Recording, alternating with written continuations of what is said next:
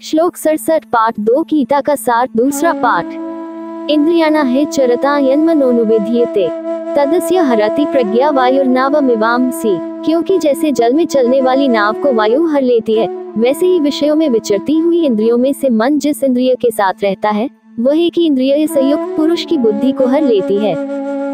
67 व्याख्या। इस श्लोक में भगवान श्री कृष्ण अर्जुन को यह समझा रहे हैं कि जब मनुष्य के मन को उसकी इंद्रियां, जो हमेशा विषयों की ओर आकर्षित होती हैं, नियंत्रित करती हैं, तब उसकी बुद्धि प्रज्ञा नष्ट हो जाती है, जैसे कि तेज हवा पानी में नाव को बहा ले जाती है। ये श्लोक इंद्रियों और मन के संयम की आवश्यकता को स्पष्ट करता है। इंद्रियां हमेशा बाहरी विषयों की ओर आकर्षित होती हैं और मन भी उनके पीछे पीछे चलता है। यदि मन को इंद्रियों द्वारा खींचा जाता है तो यह व्यक्ति की बुद्धि और विवेक को नष्ट कर देता है। भगवान श्री कृष्ण इसे एक उदाहरण के माध्यम से समझाते हैं। जैसे एक नाव को तेज हवा पानी में इधर उधर बहा ले जाती है, वैसे ही अनकंट्रोल्ड मन इंद्रियों के पीछे पीछे चलने से व्यक्ति की बुद्धि को विचलित कर देता है।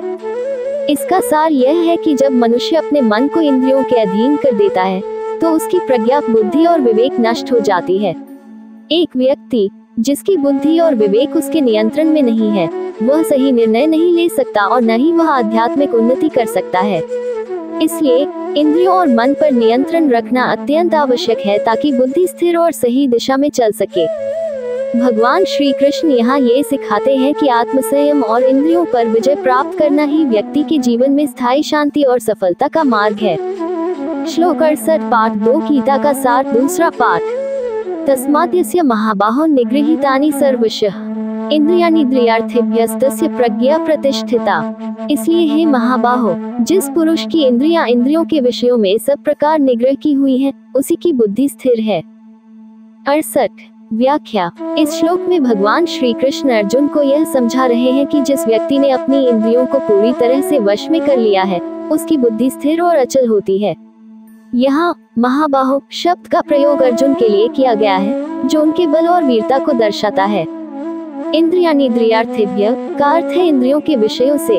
हमारी इंद्रियां जैसे कि आँख, कान, नाक, जीभ, त्वचा हमेशा अपने अपने विषयों की ओर आकर्षित होती हैं। आँखें सुंदर दृश्य देखना चाहती हैं, कान मधुर ध्वनि सुनना चाहते हैं, आदि। इन इंद्रियों का स्वभाव ही यह है कि वे बाहरी दुनिया के सुखों की ओर खींची चली जाती हैं।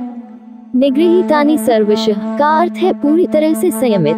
जो व्यक्ति अपनी इंद्रियों को पूरी तरह से नियंत्रित करता है, वह इंद्रियों के विषयों में आसक्त नहीं होता। वह न तो इंद्रियों की तृष्णाओं का दास बनता है और न ही उनके प्रभाव में बहता है। प्रज्ञा प्रतिष्ठिता का अर्थ है कि ऐसे व्यक्ति की बुद्धि स्थिर और दृढ़ होती है। उसकी विवेकशीलता, ज्ञान और समझ पूरी तरह से स्थिर हो जाते हैं और वह व्यक्ति सच्चे ज्ञान और आत्म साक्षात्कार की ओर अग्रसर होता है। इस प्रकार भगवान श्री कृष्ण अर्जुन को ये सिखा रहे हैं कि आत्म संयम और इंद्रियों का नियंत्रण आत्मज्ञान प्राप्त करने का एक प्रमुख साधन है।